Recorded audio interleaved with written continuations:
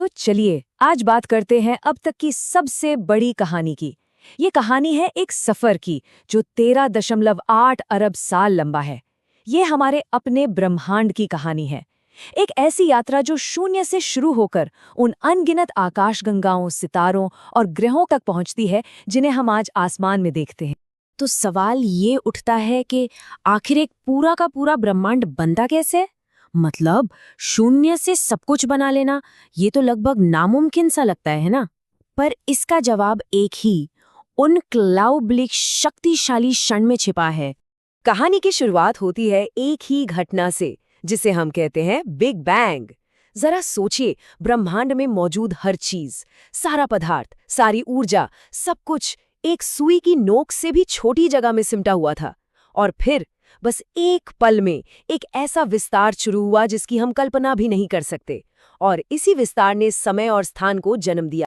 तो चलिए अब सीधे चलते हैं उस धमाके के ठीक बाद के शुरुआती पलों में। वो माहौल बहुत ही उथल-पुथल वाला था, अविश्वसनीय रूप से गर्म था, और उसी ने हर उस चीज की नींव रखी जो आज हमारे आसपास मौजूद है। देखिए, बिग बैंग के फौरन बाद ब्रह्मांड एक गर्म सूप जैसा था, पर वो बहुत तेजी से ठंडा हो रहा था। करीब 10 लाख साल बाद वो इतना ठंडा हो गया कि पहली बार रोशनी बाहर निकली, जिसे हम आज भी माप सकते हैं। फिर लाखों सालों तक एक तरह का अंधकार युग छाया रहा, लेकिन उस अंधेरे में भी गुरुत्वाकर्षण अपना काम कर रहा था, गैस के बादलों को एक साथ खींच रहा था, और फिर पहले सितारे जल उठे, और बस वहीं से आकाशगंगाओं के बनने का सिलसिला शुरू हो गया। अब ये सब सुनने में एक बहुत ही कमाल की कहानी लगती है ना? लेकिन ये सिर्फ एक कहानी नहीं है। वैज्ञानिकों के पास इसके बहुत ठोस सबूत हैं। चलिए उन 2 सबसे बड़े सबूतों पर नजर डालते हैं जो बिग बैंग थ्योरी को सही साबित करते हैं। तो पहला सबूत हमें मिला महान खगोलशास्त्री एडविन हबल की एक खोज से।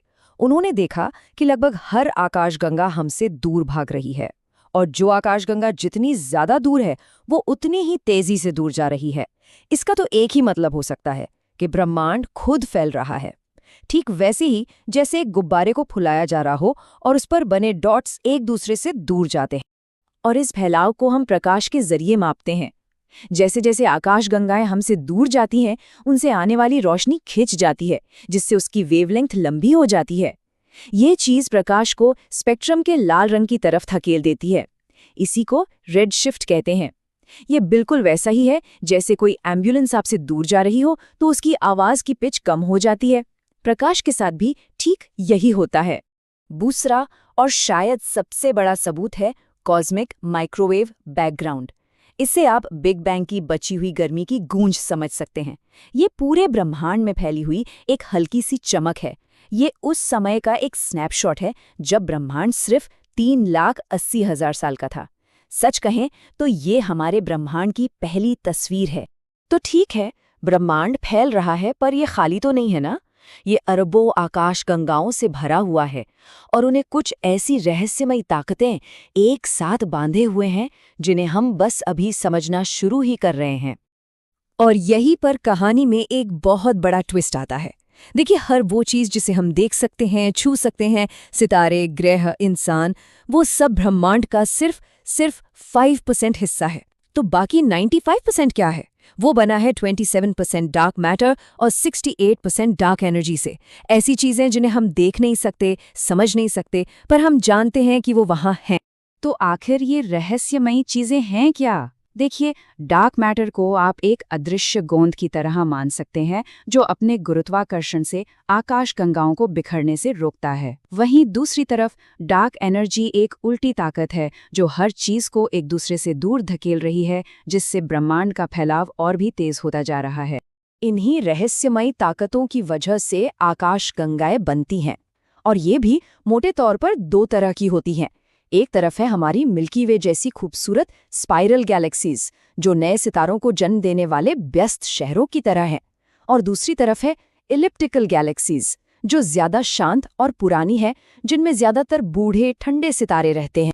इन आकाशगंगाओं के अंदर सितारों के बनने, जीने और मरने का चक्र चलता रहता है।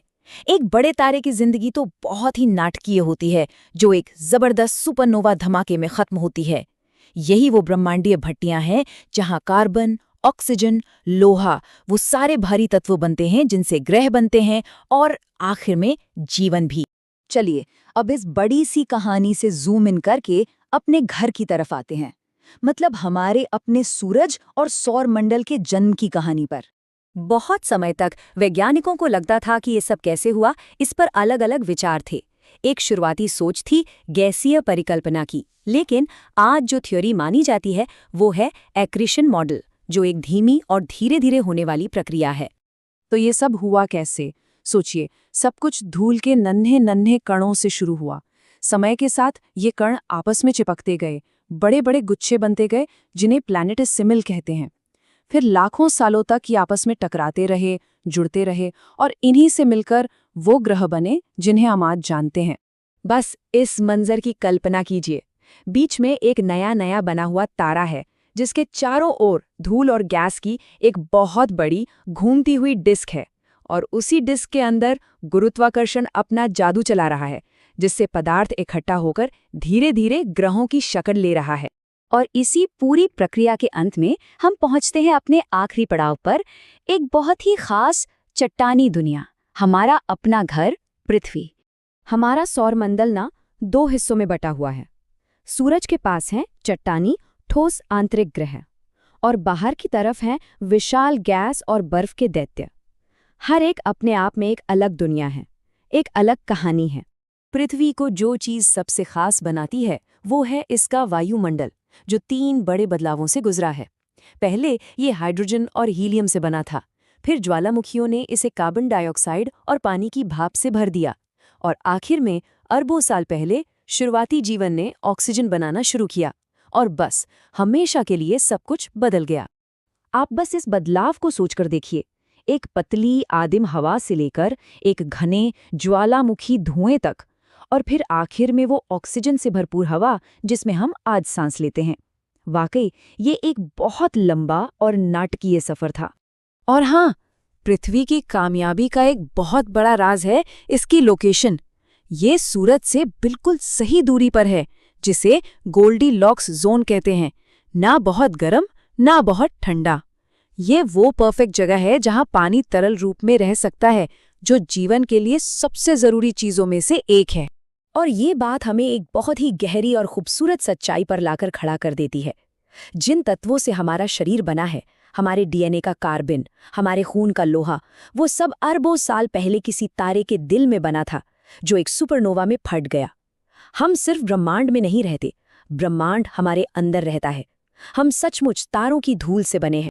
तो एक छोटे से बिंदु से शुरू होकर सितारों तक, फिर ग्रहों तक और आखिर में हम तक, ब्रह्मांड की ये 13.8 अरब साल की कहानी असल में हमारी अपनी ही कहानी है। सवाल ये है कि इस अविश्वसनीय यात्रा का अगला अध्याय क्या होगा।